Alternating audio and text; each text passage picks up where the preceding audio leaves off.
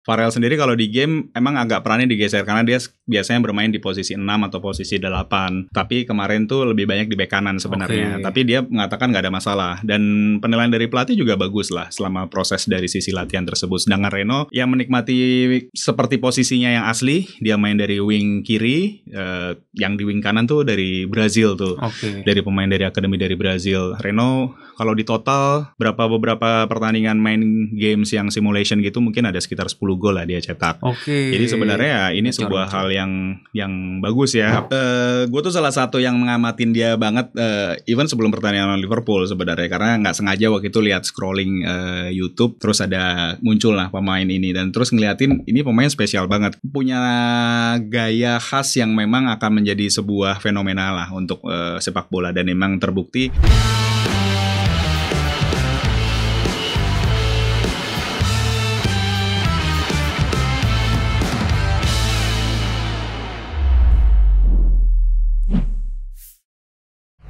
Halo guys, balik lagi di Top of the League episode ke-17 di mana kita akan membahas update berita tentang sepak bola baik di Eropa maupun di mancanegara. Hari ini gue dengan format masih berdua tapi dengan kembalinya Pak Andika. Gimana Pak Dika setelah sekian lama tidak kembali di Top of the League? Ya, kembali membumi. Kembali membumi dan karena Hanif host andalan kita Dipanggil timnas. jadi kita akan mengisi episode ke-17 ini. Jadi harus ke Jepang dia ya. Iya, harus ke Jepang, ada persiapan buat UED dia lagi UED. Oke, ini kita di pembahasan pertama kita mau congratulate dulu buat timnas Indonesia yang berhasil menang di GBK melawan Cina dengan permainan yang cukup baik ya Pak ya semalam ya. Keren lah. Dan memang kalau kita lihat ya memang sudah diantisipasi semua oleh Patrick Kluivert bersama supporter menjadi pemain ke-12. Ya, dan ini tetap menjaga peluang timnas untuk lolos ke round 4 dan Piala Dunia 2026 nanti. Oke, ini Pak Dika akhirnya kembali ke Top of the League di episode 17 ini dan baru saja dari Spanyol bersama dua pemain muda kita. Itu ada Farrell Lukita dan Reno Salampesi. Nah ini kemarin ke Girona ya Pak ya? Betul. Gimana Pak perjalanan di Spanyol bersama anak-anak ini Pak? Ya tentunya seru ya. Kalau Komitmen Futbolisius kita mendukung grassroots development untuk sepak bola Indonesia. Dan kali ini kita menuju ke klub La Liga yaitu Girona. Dan perjalanan kurang lebih kalau naik kereta 41 menit dari Barcelona. Dan kita memang berada di kota kecil ya boleh dibilang, tetapi memang mereka kalau kita lihat Girona sendiri musim lalu tampil sangat mengejutkan dan mempunyai satu area yang unik sebenarnya Mir. Jadi kayak mereka ada di sebuah pinggiran kota Girona, kurang lebih 15 menit lah dari pusat kota. Terus kemudian di situ tuh ada tempat latihan akademinya, ada sekitar kalau saya nggak salah hitung sih ada 4 lapangan ya, tapi mereka masih ada tempat latihan untuk senior. Setelah itu baru sekitar ya 200 meter masih dalam satu area jalan yang sama, baru itu adalah stadion dari yang dipakai untuk pertandingan La Liga. Jadi mempunyai pengalaman baru tentunya. Kita bisa sedikit belajar lagi walaupun waktunya terbatas, dan boleh dikatakan kedua pemain Reno dan juga Farrell sangat menikmati dan enjoy, dan mereka mampu cepat beradaptasi lah, kurang lebih mungkin 1 hari besokannya langsung tune in langsung. Oke, berarti dari anak-anak ini nggak ada masalah ya Pak ya pas di Girona kemarin? Standar lah ya orang Asia Mir, makanan. Cuaca tapi aman ya karena cuaca aman. Ya, mau summer. Iya, kalau pagi mungkin memang masih di bawah 20 ya, 17-18 kalau pagi, sampai baru jam 12 ke atas tuh mungkin 24 sampai 26 lah. Tapi anginnya masih sejuk lah. Jadi sebuah pengalaman baru tentunya kalau kita lihat bergabung. Jadi Farrell dan Reno ini juga latihannya dibedakan, juvenil dan juga kadet untuk timnya, dan setiap pertandingan setiap kali latihan mereka juga ada game. Jadi pelatih juga memberikan report yang sangat baik karena memang kalau kita lihat Farrell sendiri juga mempunyai pengalaman di EPA ya kan, terus kemudian ya kita tahu Reno sudah punya karir pro ya di Liga 2 dan kemarin bersama Persipura mencetak 4 gol ya Mir ya. Dan sebuah pengalaman yang luar biasa dan mereka sangat enjoy sekali tentunya dengan kesempatan ini yang diberikan oleh kita Footballicious. Iya, karena kemarin aku sempat ngobrol dikit sama Farel kan, Mbak. Dia bilang gimana perasaannya mau ke Spanyol. Dia bilang senang banget lah dapat pengalaman ke luar negeri, terus orang tuanya juga sampai terharu dia bisa berangkat ke Spanyol, jadi pasti ini pengalaman luar biasa banget sih buat mereka ya. Iya, jadi kita baru setelah perjalanan ke Girona, kita sudah kembali ke tanah air, kita dapat report dari masalah technical, physical, terus kemudian dari sisi masalah hal yang kaitan tentang communication, ya itu yang menjadi sebuah hal yang paling penting juga, dan juga attitude tentang hal 4 elemen tersebut yang dinilai oleh Girona dengan berbagai komponen, dan hasilnya baik lah. Hasilnya baik ya. Mungkin semoga mereka untuk mempersiapkan musim baru, Reno di Liga 2, terus kemudian Farel juga mungkin siapa tahu sudah bisa menikmati senior ya, untuk menit di senior ya, kita nggak pernah tahu, untuk dicoba. Iya, dan tadi Pak Dika bilang tim kepelatihan mengatakan mereka berdua oke ya. Itu kalau mungkin dari Farel atau Reno mungkin ada kelebihannya kan masing-masing beda tuh Pak. Mungkin kalau dari Farel, dari kepelatihan kelebihannya apa, Reno tuh apa? Farel kalau kita bicara di game ya, karena mungkin lebih gampang menganalisanya ketika pemain sudah main di game, karena kalau dalam sesi latihan mereka bisa menangkap dengan baik sih, karena kita juga sudah provide ya bahasa-bahasa kalimat-kalimat Spanyol di dalam sepak bola.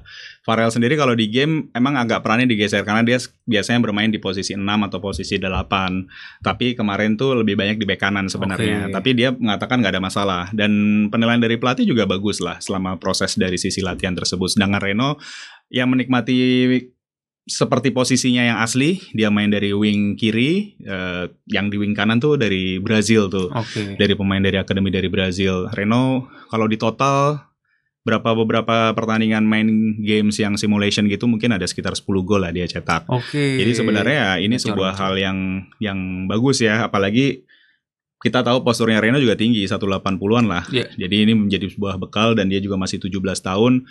Semoga menjadi salah satu aset tim nasional dan ke depannya. Mereka semoga juga bisa mengapply pengalaman ini nanti mungkin di level yang senior ya kan. Pasti ini bakal bermanfaat banget. Dan tahun lalu Pak Dika juga mengantarkan 2 pemain juga ke Real Sociedad, itu ada Andika dan Maulana. Mungkin perbedaannya gimana tuh Pak? Kalau tahun lalu kan di Sociedad, tahun ini Girona dengan 2 anak yang berbeda juga. Jadi kita punya pengalaman di sini yang bisa kita perlihatkan sendiri, bahwa kalau dari sisi usia memang sedikit beda.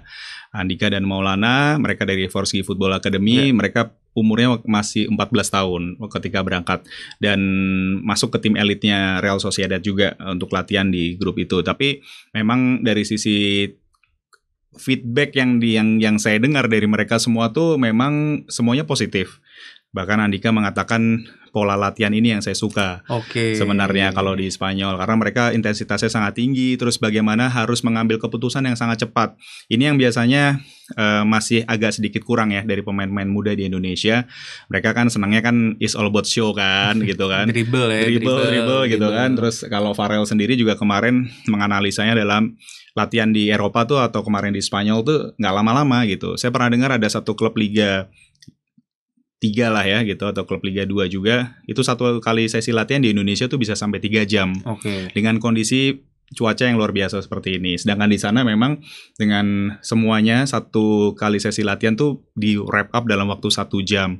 Dan Farel mengatakan itu semua sudah dia rasakan, bahwa dia merasakan dapat quickness-nya, terus kemudian juga strength-nya gitu. Jadi ini yang mungkin harus diadaptasi sih ya, karena memang kembali lagi dari sisi mungkin akan ada counter pendapat gitu dari Indonesia, bahwa mungkin kan cuacanya beda atau fasilitas infrastruktur, tapi kalau ini diaplikasikan pelan-pelan saya rasa semuanya juga akan bisa lebih menerima lah dengan baik, karena stamina adalah physical tetap nomor 1 Mir. Iya, jadi mungkin di sini bisa diterapinnya more quality ya di dalam latihan. Jadi kalau emang sejam bisa dapat semua lebih baik ya, karena kan pemain-pemain kayak latihan 3 jam berasa sih Pak ya dari pagi sampai siang panasnya, jadi pasti mereka anak-anak ini yang udah pernah ke Spanyol, ini pengalaman yang luar biasa sih buat mereka. Pasti. Dan kedepannya kira-kira ada rencana apa lagi nih Pak? Mungkin membawa anak-anak ke Spanyol lagi atau ada rencana lain? Karena kan di bulan Juni, Juli sampai September nanti kan kita mau ada LLYT juga, di mana Farrell tahun lalu menjadi best player di turnamen itu. Jadi kalau misalnya dari sisi komitmen kita juga terus mencoba membantu, kita menikmati sekali program-program di grassroots development. Footballistius sudah banyak sekali membuat program-program tersebut untuk bisa mencoba menghadirkan sebuah pengalaman baru, terutama untuk para pemain-pemain di Indonesia. Dan kita kemarin saya sempat juga kemarin ke Madrid, terus kemudian bicara dengan ada beberapa kita open networking, dan ada beberapa hal-hal yang sangat menarik yang bisa kita lakukan. Sebenarnya kalau misalnya kembali lagi sedikit berbicara tentang sepak bola Spanyol, Lamine Yamal tuh menjadikan sebuah pekerjaan tambahan karena dengan usia 16 tahun dia udah bisa main di La Liga, otomatis ditarik mundur lagi tuh Mir. Bagaimana caranya untuk latihan sedini mungkin. Jadi sekarang banyak SSB atau pelatih private juga di Spanyol mencoba untuk memberikan metode yang sedikit lebih komprehensif atau lebih advance ke anak yang berumur 5 tahun. Oke. Karena kan 16 tahun aja udah bisa compete gitu. Jadi kan. Mau dimajuin ya istilahnya. Betul. Jadi it's all about kebiasaan kan. Sepak bola itu kan seperti kebiasaan aja. Setiap kali nendang-nendang bola ke tembok pakai kaki kiri pun juga semuanya akan lebih biasa. Jadi kita menantikan juga La Liga Youth Turnamen. Betul. Nanti di akhir bulan Juni ini kita harapkan kita juga bisa mendapatkan talent yang sangat luar biasa sehingga nanti coba kita bisa berikan kesempatan lagi. Ya, dan buat teman-teman juga yang ingin menjadi seperti Farrell lain, nah ini kesempatan buat teman-teman buat mengikuti La Liga Youth Turnamen ya di tahun ini. Oke, masih dari Indonesia. Kemarin saat Persib angkat piala ada pengumuman langsung dari Pak Erick Thohir dan akan diadakan Piala Presiden lagi Pak. Dan udah diumumin ke 4 tim yang akan tampil. Nah ini ada yang pertama udah pasti ada juara bertahan Persib Bandung. Terus dari luar negeri ada yang dari Thailand, ada pemain Indonesia, ada Port FC. Lalu ada Oxford United, ini klubnya Ole Romani sama Marcelino, dan ini mungkin yang paling menarik nih. Liga 1 All Star. Nah, ini ngelihat format Piala Presiden ini kan jadi sebenarnya turun lagi ya Pak ya. Jumlah timnya tahun lalu 8 tim kalau nggak salah, sekarang jadi 4 tim. Ngelihat format yang akan datang nih seperti apa Pak? Setuju gitu, karena kalau sebenarnya preseason dibuat padat tuh ini kan kita sudah mengerti semua klub itu kan butuh tambahan revenue. Betul. Ya kan? Jadi bagaimana caranya sebenarnya dalam satu musim itu mereka harus punya banyak program-program yang mungkin mereka bisa mandiri sebenarnya untuk melakukan kegiatan-kegiatan, mendapatkan apakah itu komitmen dengan sponsor ataukah membuat agenda-agenda sendiri, misalnya pre-season turnamen yang mereka bisa lakukan sendiri untuk bisa membuka aset-aset tambahan lah untuk bisa menambah revenue. Nah ini format yang luar biasa ya, karena saya sih sangat antusiasnya mungkin karena ada Oxford United juga gitu kan, ada satu klub yang mungkin kita mikir lah ya kalau misalnya Marcelino sama Ole main dengan pemain-pemain atau klub lokal tuh seperti apa sih mereka gitu, dengan environment di kan rasanya tesnya kan lokal nih gitu. Jadi saya sangat antusias lah menonton pertandingan Piala Presiden 2025, apalagi kan Persib kembali lagi, mungkin skuad barunya kan kita tunggu nih nanti mereka hadir dengan siapa. Karena kalau ngelihat komposisi tim, kalau dari Persib rumornya kan banyak yang bahkan udah confirm kayak Kuipers, udah confirm Ciro bakal cabut, Ciro udah cabut. Jadi mungkin dari Persib akan ada nama-nama baru juga. Terus kalau dari Port FC sebenarnya mereka musim kemarin sempat ketemu ya di Champions League 2. Jadi nggak asing mereka main di Bandung. Dan ini yang paling menarik mungkin Pak, Liga 1 All Star ini. Kalau dulu kan ada perang bintang ya. Perang bintang. Terus kalau di MLS juga ada MLS All Star. Akhirnya ini ada Liga 1 All Star juga. Gimana ngelihat Liga 1 All Star ini Pak? Ya pasti kombinasi asing sama lokal ya harusnya ya. Dan kita lihat pemain-pemain terbaik yang pernah main atau kemarin musim lalu main di Liga 1 tentunya pasti akan dihadirkan, dan kombinasi pemain timnas pasti masih ada juga, dan moga-moga juga nanti mungkin ada pemain asing siapa yang terkenal yang bisa langsung bisa gabung ya. Bisa langsung gabung ya. Kita masih kan ada beberapa kadang-kadang rumor-rumor yang kita baca lah di sosial media kan mau datengin pemain-pemain yang bernama lah gitu. Kalau kira-kira dari Liga 1 musim lalu yang wajib ada di All Star siapa, Pak? Aduh, kalau dari Liga 1 sebenarnya kalau kita lihat pemain asingnya, saya sih pengen lihat tentu saja masih dominasi dari Persib ya, kayak David da Silva, moga-moga juga masih on fire gitu kan. Tapi kan lawannya kan Persib Bandung juga gitu. Nah, tapi kalau misalnya ada exclude dari Persib, tentunya ya beberapa pemain-pemain timnas yang mungkin juga ketika di tim senior nggak begitu banyak dapat kesempatan, atau siapa tahu akhirnya Liga LIB All Star ini menurunkan juga Goli gitu kan, sebagai pemain muda yang ya mendapatkan menit-menit bermain untuk mendapatkan pengalaman-pengalaman berharga untuk nambahin jam terbang mereka lah ya di sebelum persiapan Piala Dunia U17. Iya, dan mungkin Victor Detan ya kan udah main juga di timnas, bahkan di AFF. Hitungannya juga oke. Musim lalu Detan secara memiliki musim yang bagus juga, jadi bakal menarik juga melihat komposisi Liga 1 All Star nih nanti di bulan Juli ya. Di bulan Juli ini cukup dinantikan sih dengan komposisi tim ini, dan kita lihat aja akan semeriah apa Piala Presiden tahun ini. Oke, beranjak ke benua Eropa, di mana PSG akhirnya berhasil meraih trofi UCL pertama. Nah, ini akhirnya setelah triliunan uang yang dikeluarkan, investasi yang dilakukan besar-besaran, mendatangkan Messi, mendatangkan Neymar, Mbappe, gak ada yang juara sama itu. Akhirnya pemain-pemain muda bikin rekor 5-0. Nah, gimana ngeliat pertandingan kemarin, Pak? Ya, kan saya udah bilang ya waktu itu di Top of the League juga kan. Finalnya itu sebenarnya PSG sama Barcelona harusnya. Itu yang saya tunggu-tunggu gitu buat saya pribadi, ngelihat ketika PSG tampil dominan sekali ketika lawan Liverpool, itu saya udah melihat bahwa tim ini luar biasa. Mereka saya ngebayangin ketika sebelum pertandingan lawan Inter nih pasti ball possession udah pasti dikuasai sama PSG gitu. Tapi ternyata nggak cuma ball possession, it's all about statistik, semua mereka menang lah gitu ya. Yang dimenangkan Inter cuman kartu kuning sama free kick. Kartu kuning sama free kick. bahkan kick off-nya PSG dia langsung buang ke out, itu mungkin nggak pernah dilakukan. Jadi mereka kayak udah benar-benar mau ngincer press Inter tuh, pegang bola dibikin panik. Bahkan ada video Dembele kayak udah memangsa mau memangsa Jan Sommer di situ. Tapi layak nggak Pak 5-0?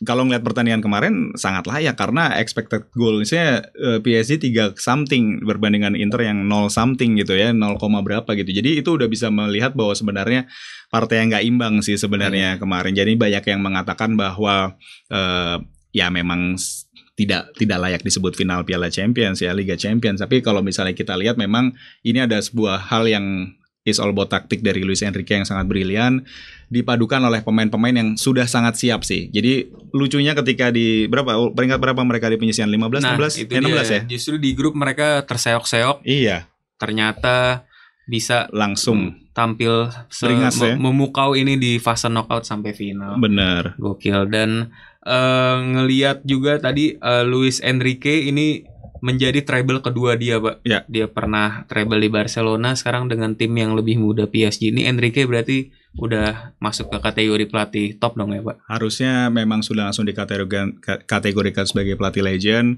Kita bisa ngeliat ada foto kan, setelah itu pertandingan ada Pep Guardiola, Jose Mourinho, dan dia sekarang bersanding bahwa 3 foto itu juga sudah 3 manajer yang sukses dengan treble-nya. Apalagi kemarin mendapatkan simpati lagi, ada kisah cerita ya yang di-recall lagi, diingat lagi bahwa ketika dulu memenangkan treble itu masih ada Sana yang masih hidup, terus kemudian kemarin dia langsung ganti baju untuk memakai bendera tersebut gitu kan, untuk mengibarkan. Jadi saya rasa Luis Enrique dengan pola permainan, dan saya ngebayangin sih dia komitmen banget dengan project yang diinginkan sama PSG. Nggak pengen lagi ada pemain-pemain yang mega bintang, ternyata mencoba mencampurkan semuanya. Apalagi yang yang sekarang lagi berbangga juga pastinya timnas Prancis, terus Betul. kemudian juga liganya juga Ligue 1 yang bahkan tahun lalu atau kalau nggak salah mereka sampai, atau tahun ini ya saya lupa, awal musim ini mereka sampai kesulitan juga menjual hak siar mereka di beberapa negara untuk dari sisi, karena nggak ada pemain bintang yang dianggap ya, karena setelah Mbappe pergi kan. Dan apalagi katanya juga Messi kan, yang siapa sih Vitinha juga cerita juga ya, kalau Messi cerita bahwa kalian nggak bakal juara katanya, ternyata jadi juara. Luar biasa PSG. Tapi ngebahas Internya sedikit mungkin. Inter dengan pemain seperti ini mungkin udah waktunya regenerasi juga ya Pak ya. Iya. Perbandingan umurnya jauh sih sama PSG. Jauh banget. Dan kelihatan akhirnya di final kemarin disikat lah udah tuh Inter jadinya. Acerbi dengan 37 tahun harus ngejar-ngejar Doe gitu kan, Barcola segala macam ya, akhirnya kelimpungan sendiri lah. Jadi memang, tapi it's all about udah bad hair day lah di final untuk Inter kemarin. Sebenarnya mereka juga ada beberapa peluang kan, tapi yang dilawan juga Donnarumma-nya juga setelah babak knockout ini dahsyat banget gitu Donnarumma-nya. Dan tadi ngomongin bintang, mungkin ini akan menjadi ajang munculnya bintang baru dari Désiré Doué apa? Désiré Doué. Ini pemain asal Gak bisa lagi. Pemain asal Perancis ini mencetak 2 gol. Padahal umurnya baru 20 tahun. Tapi di UCL ini dia main 16 match dan dia punya 5 gol dan 3 assist. Bahkan 2 golnya itu dia cetak di final. Nah, apakah dia akan menjadi bintang barunya PSG dan Ligue 1 ini, Pak? Gue tuh salah satu yang ngamatin dia banget, even sebelum pertandingan lawan Liverpool sebenarnya, karena nggak sengaja waktu itu lihat scrolling YouTube, terus ada muncul lah pemain ini, dan terus ngeliatin ini pemain spesial banget. Gue ngelihatnya punya gaya khas yang memang akan menjadi sebuah fenomena lah untuk sepak bola, dan memang terbukti dia memperkenalkan dirinya dengan cara yang pas ya di final Liga Champions. Meskipun di pertandingan-pertandingan kemarin semifinal kemudian lawan Liverpool semuanya dia juga walaupun tidak terlalu porsinya mainnya banyak, ya engagementnya di lapangan sangat terasa sekali.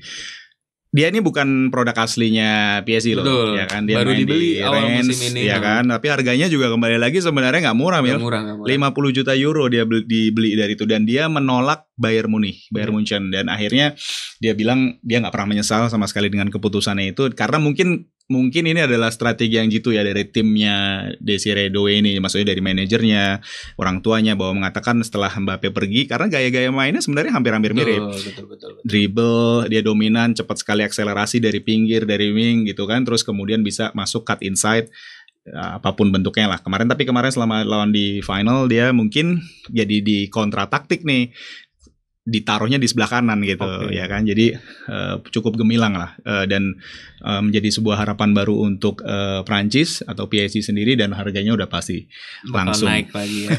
Padahal udah mahal kemarin dibeli, dan mungkin yang gak dipunya Mbappe dan yang Enrique mau itu work rate dan tracking backnya. Dan di PSG ini semua dari Dembele sampai Doué ini bahkan mereka mau track back ke belakang, dan itu yang ngebuat tim ini segila itu, jadi pressingnya gila-gilaan, dan langsung masuk pilihan di timnas Prancis juga Doué. Jadi akan menarik melihat Doué dan PSG di musim depan. Kita lihat apakah mereka bisa konsisten dengan project ini, kita lihat musim depan. Kalau di domestik ya kayaknya udah pasti lagi. Udah pasti lagi. Tinggal minta digrafir dari sekarang juga mungkin bisa. Betul, sih. Karena agak jauh juga kan tim-tim yang lain untuk mengejar Marseille atau Lyon segala macam. Bahkan yang Lyon apa Marseille itu kan mau bangkrut juga ya. Iya. Jadi betul. Kalau di lokal emang kayaknya udah selesai buat PSG, tapi di UCL akan menarik ngelihat sang juara bertahan gimana di musim depan. Dan ngomongin masih tentang UCL, ini UEFA juga udah ngumumin 11 pemain terbaik UCL musim ini. PSG menyumbang 8 pemain, Barcelona 2, Arsenal 1, dan Inter finalis cuman diwakili sama Bastoni. Nah ini udah oke belum Pak? Deserve gak nih nama-nama ini? Ini sebenarnya nggak enak aja tuh sama Inter tuh Bastoni ya. Karena sebenarnya kalau yang boleh gua sendiri ngelihatnya Willian Pachonya dari PSG juga, pemain dari mana Ekuador kalau nggak salah. itu juga luar biasa Mir. Terutama ya karena nonton detailnya banget lawan Liverpool gitu, dia benar-benar kunci banget tuh Salah. Dan memang karena dia tanggung jawabnya ada di sisi center back left gitu. Dan tapi kalau yang lainnya deserve lah semuanya ya. Kalau kita lihat Declan Rice oke lah free kicknya. Kayak gara-gara salah satu momen free kick itu juga jadinya langsung oh iya masukin Rice deh gitu ya semifinalis. Tapi kalau bisa diganti tadi Bastoni sama iya cuman itu aja sih karena karena ngelihatnya kan ya kadang-kadang ada pemain yang udah bagus tiba-tiba langsung ada noda 5 gol di final lah Mir gitu kan, berarti kan ya bukan tim terbaik ya sebenarnya dia masuknya, cuman ya oke lah. Dan Rafinya ini top score ya, jadi dia juga deserve juga Lamine Yamal udah pasti deserve jadi setuju sih ya dengan PSG menjadi juara ya inilah best team UCL. Itu depannya tuh 4 itu kemungkinan besar kayak gitu-gitu terus deh nanti beberapa tahun ke depannya. Tapi mungkin Dembele udah 28 tahun lah. Tapi setidaknya tuh Rafinha, Doe sama Yamal tuh mungkin akan langganan tim-tim terbaik terus tuh. Iya, setuju. Oke. Setelah dari UCL nih masih berbau Inter ya, yaitu ada Acerbi ini juga yang menjadi pencetak gol pas lawan Barcelona di menit terakhir.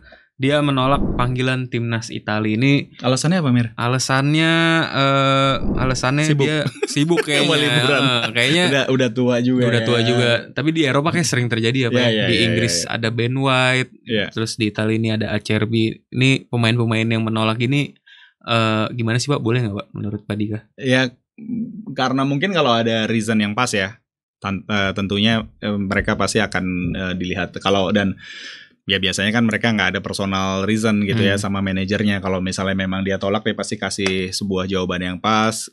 Klub juga pasti backup alasan tersebut misalnya gitu. Jadi ya moga-moga tidak ada berkelanjutan lah jadi kayak disentimenin juga gitu nanti takutnya gitu. Tapi ya mungkin Acerbi juga mungkin mau istirahat bisa jadi karena musim yang padat buat dia untuk pemain yang tidak muda lagi. Tapi ada saya baca juga karena dia kayaknya merasa tidak layak untuk timnas Italia. Setuju nggak Pak? Mungkin Acerbi tidak layak karena kan Italia sebenarnya opsinya nggak banyak ya masalahnya. Jadi kalau menurut saya sih harusnya Acerbi layak-layak aja ya. Kalau menurut Pak Dika gimana Pak? Ya memang mungkin dominasi Inter di Serie A juga sangat luar biasa gitu ya, menjadi runner up. Tetapi kalau kita lihat sebenarnya perhitungan Acerbi mungkin bisa jadi ada bentuk rasa tidak enak ketika kalah di final juga kan? Oke, mungkin masih drop juga, jadi udah pengen liburan aja ya. Gitu. Oke, kalau begitu itu tadi menutup pembahasan kita. Dan kita akan berpindah ke segmen andalan kita yaitu pro dan kontra. Karena kita berdua lagi jadi akan dibacakan oleh Geiska dan keren sweet itu. Mau sweet Pak? Boleh. Oke, yang pertama Desir Doe versus Lamine Yamal adalah pengganti Lionel Messi versus Ronaldo beberapa tahun lagi. Gimana nih? Ini harus beda ya berarti? Pro deh. Oke. Biar ngetes kontranya kayak gimana. Oke. Boleh. Ya pro lah. Tadi kan udah saya udah jelasin sedikit gitu. Kita nggak pernah harus siap-siap bosen ngelihat komposisi pemain attackers yang tadi ada Rafinha, ada Doe, ada si Yamin Lamal gitu kan. Itu mungkin yang kalau kita lihat nantinya mungkin menjadi sebuah ya persaingan aja ya. Dan kita kalau udah kayak gini caranya kan otomatis bisa jadi Doe juga mungkin arahnya akan bergabung juga tuh Madrid, ya kan, atau Barcelona gitu. Oke, kontra ya. Kalau saya kontra karena too soon lah. Doe mungkin baru muncul, bahkan namanya kedenger pas final. Sebelum final dia mungkin masih lebih kedengernya ada Kvara, ada Dembele, tapi karena dia bisa perform di final, jadi namanya langsung digadang-gadang. Mungkin masih terlalu jauh sih Pak. Mungkin masih terlalu jauh. Mungkin masih boleh. Masih ada ya Rafinya, let's say mungkin masih Rafinya musim ini lagi gila-gilanya sama Hansi Flick, jadi mungkin dia bisa juga yang lebih cepat lah untuk bersaing di papan atas pemain dunia. Kita tunggu nanti bulan Oktober atau Iya, November. Kita tunggu nanti. Ya, kalau Liga Champions udah mulai lagi kan kita lihat nanti. Betul. Ousmane Dembélé layak menjadi pemenang Ballon d'Or. Siapa duluan, Mbak? Silakan deh. Oke, Ousmane Dembélé layak karena pemenang treble, jadi dia juga salah satu pemain terbaik di Eropa musim ini. Jadi kalau emang Rodri dengan tahun lalu dengan patokan trofi juara Premier League dan juara Euro bisa menang Ballon d'Or, kenapa Dembélé dengan treble tidak bisa? Jadi sangat layak Dembélé. Ya, saya kontra kalau misalnya harus dipaksa. Kontra dengan apapun yang memang harus diutarakan sama Emir. Tapi kalau misalnya ngelihat sebenarnya apa sih sebenarnya gitu kategori dari Ballon d'Or ini, benar. Gitu kan. Jadi kalau misalnya apakah dia pemenang Liga dan juga treble, itu membuktikan, dan statistik pribadinya juga mungkin menjadi salah satu reason, itu tetap harus bisa di-compare dan juga dijelaskan, karena tetap saja sebenarnya yang stabil itu ada dari Mesir. Karena mau salah. Ballon d'Or emang acuannya kadang bikin orang bingung ya. Ada yang tahun ini iya dia golin paling banyak, tapi ada tahun selanjutnya dia menang trofi paling banyak. Jadi penilaiannya sebenarnya yang harus lebih konsisten sih. Tapi kita lihat Ballon d'Or sih bakal ketat sih tapi tahun ini. Betul. Terakhir, konsep Liga 1 All-Star di Piala Presiden cukup bagus untuk opsi pemain pelapis timnas Indonesia. Ya, pro. Untuk mendapatkan atau mencoba memberikan kesempatan pemain-pemain, terutama pemain lokal ya. Kalau kita lihat, oke deh, komitmen misalnya Liga 1 All-Star-nya nggak ada pemain asing. Kalau kita katakan bahwa semuanya itu pemain-pemain lokal yang selama ini mencoba untuk mungkin bertanya-tanya dalam diri dia masing-masing gitu. Kapan nih gue dikasih kesempatan? Gue juga bisa kok sebenarnya kayak si A, B, C, D itu yang ada di timnas gitu ya. Tapi kalau misalnya memang ini wadahnya, ya kita lihat. Tapi mungkin pertandingan terlalu singkat sih. Tapi setidaknya mereka dapat kesempatan lah lawan pemain-pemain yang oke lah dari luar gitu ya, terutama dari Oxford dan juga dari Port FC. Oke, kalau POV kontra mungkin dengan adanya All Star ini mengganggu persiapan tim, Mbak. Mengganggu persiapan tim. Jadi yang harusnya pre-season jadi harus persiapan lagi sama All Star ini. Bahkan ada 3 match. Jadi mungkin persiapan tim induknya akan terganggu karena pemain-pemainnya dicomot-comot. Tapi secara konsep emang pastinya bakal menarik banget ngelihat pemain-pemain bintang ini bermain di Piala Presiden. Tapi nantinya mungkin persiapan timnya bakal terganggu karena belum lagi kalau ternyata pemainnya cedera amit-amit di Piala Presiden ini, nanti takutnya ribet lagi. Tapi balik lagi secara sistem sih keren karena di luar negeri pun banyak juga sih yang begini, terutama MLS All Star. Jadi yaitu POV-nya lah. Oke, kalau begitu tadi juga mengakhiri episode ke-17 dan semoga nanti di episode 18 host yang reguler sudah kembali di depan kamera. Jadi kalau begitu gue Emir dan Pak Dika pamit undur diri, sampai jumpa di episode selanjutnya.